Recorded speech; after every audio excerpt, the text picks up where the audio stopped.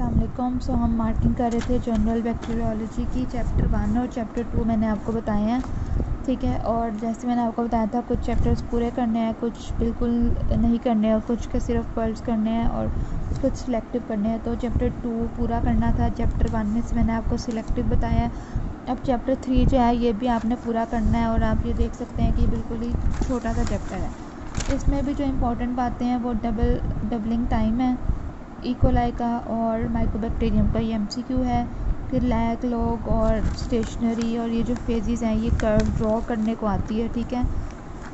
Tutorial हो, stand up हो, जो भी हो ये इम्पोर्टेंट है। इवन प्रॉफ में भी आ जाती है डायग्राम।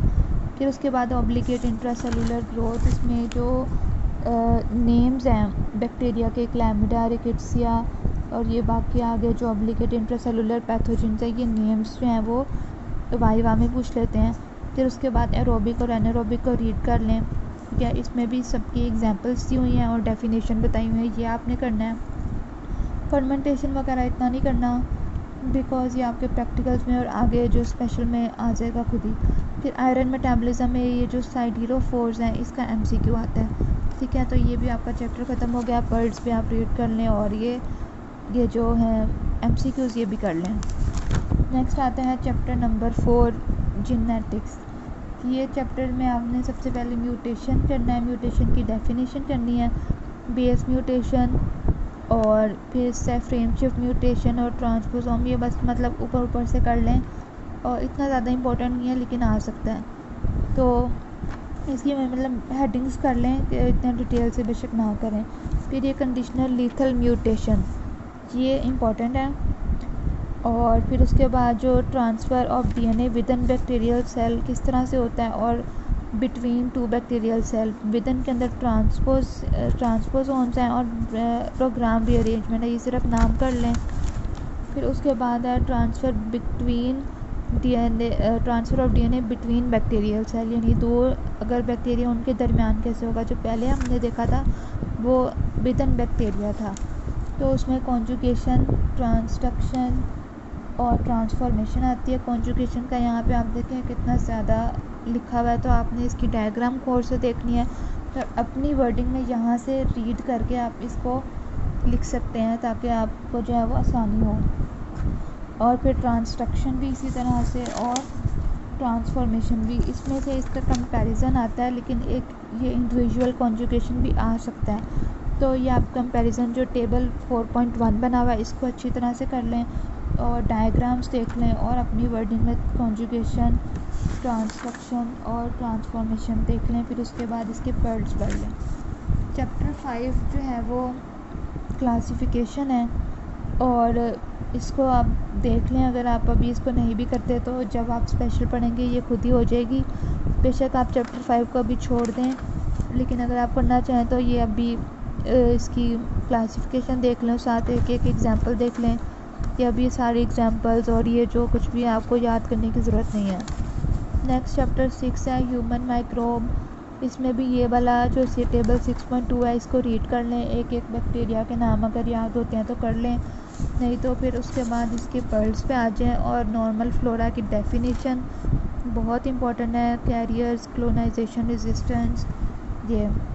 उसके बाद अगर आप चाहें तो वो टेबल से एक बैक्टीरिया का नाम कर लें, या फिर ये जो पर्ल्स में important members of the normal flora ये पर्ल्स दिए हुए हैं, इसमें भी एक बैक्टीरिया का नाम जो है वो with respect to the organ बताया हुआ है, बस इसको रीड कर लें। और इसमें नॉर्मल फ्लोरा की डेफिनेशन इंपॉर्टेंट है और ये क्लोनाइजेशन, रेजिस्टेंस इंपॉर्टेंट है, ठीक है।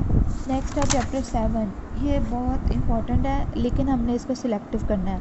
एक चैप्टर 7 है, एक चैप्टर 2 है, एक 13 है। ज़्यादातर जो आपको पता है एक ही आना होता है एमसीक्यू, तो ज़्यादातर इनमें से आ जाता है।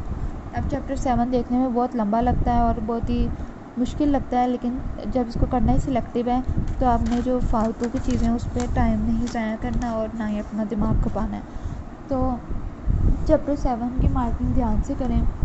सबसे पहले है प्रिंसिपल ऑफ पैथोजेनेसिस। इसमें पैथोजन की डेफिनेशन, अपॉर्चुनिस्टिक पैथोजन की डेफिनेशन, विरुलेंस की डेफिनेशन और इन्फेक्शियस डोज की डेफिनेशन, ठीक है। फिर why do people get infection disease पढ़ लें, लेकिन इसमें कोई भी ख़ास बात नहीं लिखी हुई। Types of bacterial infection read कर लें। इसमें जो एपिडेमिक, पेंडेमिक, एंडेमिक और ये कम्युनिकेबल और नॉन कम्युनिकेबल, इनको विद एग्जांपल आपने देख लेना है। फिर आगे है स्टेजेस ऑफ बैक्टीरियल पैथोजेनेसिस, ये बहुत इंपॉर्टेंट है और ये जो 4 लिखी हुई हैं, बल्कि 7 लिखे हुए हैं पॉइंट्स, इसको आपने याद कर लेना है। फिर उसके बाद डिटर्मिनेशन ऑफ बैक्टीरियल पैथोजेनेसिस, ये बहुत इजी है, मतलब बेसिक बातें हैं। अभी एक बैक्टीरिया का तो हम आगे पढ़ेंगे, ये आपने एफएससी में भी पहले पढ़ी होंगी, तो आप इसको रीड करें तो आपको समझ आती जाएगी। इसमें ये जो फॉर्माइट है, ये पूछा गया था वाइवा में, तो वैसे मुझे तो नहीं आता था, खैर इसको आप रीड कर लें।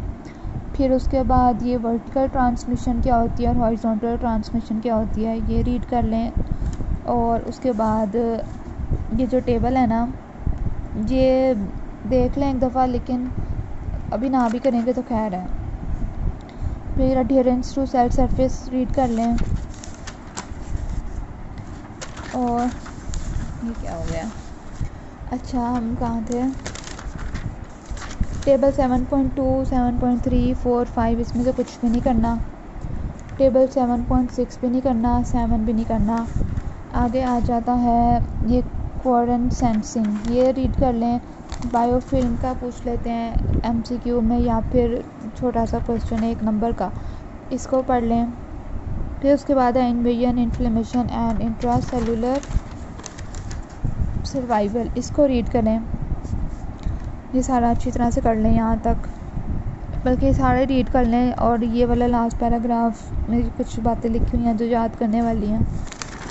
फिर उसके बाद 7.8 मैंने टिक आपको नज़र आ रहा होगा लगाया हुआ है, लेकिन ये अभी नहीं करना, जब स्पेशल आप पढ़ लेंगे तो ये ऑटोमेटिकली खुद ही आपको याद हो जाएंगे, फिर आप बस इसको खोल कर देखेंगे और आपको सारा कुछ आता होगा, तो इसलिए इनको अभी नहीं करना। फिर उसके बाद आ जाता है टॉक्सिन प्रोडक्शन। टॉक्सिन प्रोडक्शन को आप यहाँ से रीड करें। और उसके बाद 7.1 डायग्राम करनी है। और फिर ये 7.9 वाला जो टेबल है, ये बहुत इंपॉर्टेंट है, एक्सोटॉक्सिन वर्सेस एंडोटॉक्सिन की। आप यूट्यूब पे सर्च करें, बहुत सी वीडियोस आ जाएंगी, तो इसको आप वीडियोस देख के एक दफ़ा समझ लें और उसके बाद ये डिफरेंस आपने याद कर लेना है, क्योंकि इसका जो है वो हमेशा डिफरेंस ही आता है। फिर उसके बाद 7.10 नहीं करना। और 7.11 ये mechanism of action of bacterial exotoxin, ये करना है विद एग्जांपल। और फिर टेबल 7.12 आपने करना है, ठीक है। फिर 7.13 भी करना है। ये देखें आप, ये जो है ना आगे शुरू हो गया है, एक एक बैक्टीरिया का थोड़ा थोड़ा इन्होंने बताया हुआ है, तो इसमें से आपने कुछ भी नहीं करना, ठीक है। ये सारा कुछ बिल्कुल नहीं करना। ये एक डायग्राम देख लें, ये देखें यहाँ पे एक एक बैक्टीरिया का इंडिविजुअली बताया हुआ है, लेकिन जब आपने सारे बैक्टीरिया अलग से पढ़ने ही हैं, जिसमें से आपने सर नहीं खपाना। फिर ये 7.3 डायग्राम कर लें, ये है mechanism of action of endotoxin, ठीक है। 7.14 और 7.15 ये टेबल्स कर लें। और ये 7.3 जो फिगर है, इसी को ही ना टेबल्स में लिखा हुआ है, तो ये भी ईजी हो जाएगा। फिर उसके बाद ये जो है वो स्टेजेस ऑफ इन्फेक्शियस डिजीज़, ये करनी है आपने। ये जो डायग्राम 7 फिगर 7.5 बनी हुई है, इसी में इसी को एक्सप्लेन किया हुआ है, तो ये फिगर देख लें और साथ में यहाँ से ये स्टेजेस कर लें। फिर उसके बाद जो है वो कोच पोस्टुलेट्स करने हैं। फिर उसके बाद ये पर्ल्स पढ़ लेने हैं, और पर्ल्स में वही सारी बातें हैं जो आपको पहले ऑलरेडी आती होंगी। तो यहाँ पे ये चैप्टर 7 ख़त्म हो गया। फिर आगे आता है चैप्टर 8। ये उन चैप्टर्स में से है जो आपने बिल्कुल भी नहीं करना, क्योंकि इम्यूनिटी का पूरा एक बहुत वास्ट आपका टॉपिक है। वहाँ पे आपने इतनी डिटेल से ये करना है कि इधर आपको करने की ज़रूरत नहीं है, और ना ही कभी इस चैप्टर में से कोई MCQ आएगा, तो इसको आप जस्ट स्किप करें। फिर अगर आप करना चाहते हैं तो सिर्फ इसकी समरी कर लें, ठीक है। तो वैसे ये समरी भी आप मतलब सारा कुछ डिटेल से पढ़ना है, तो अभी इसको करने की ज़रूरत नहीं है। और इसमें से MCQ ऐसा डायरेक्ट चैप्टर 8 में से नहीं आता। फिर चैप्टर 9 है। चैप्टर 9 भी सिलेक्टिव करना है। General approach to the diagnosis of a bacterial infection, ये आपने पढ़ना है, और ये बहुत इजी है क्योंकि इसका प्रैक्टिकल भी है। जो चीज़ प्रैक्टिकल में हो तो फिर वो आपको समझ आ जाती है। टेबल 9.1 9.2 को भी करना है, लेकिन अभी नहीं करना, एंड में करना है। और उसके बाद ये 9.3 करना है। ये वाला जो है ना 9.3, ये MCQ आया हुआ है। उसके बाद जस्ट पर्ल्स पढ़ लें इसके, ठीक है। फिर चैप्टर 10, 11, 12, 13 रह गया, मैं आपको नेक्स्ट वीडियो में बता देती हूँ।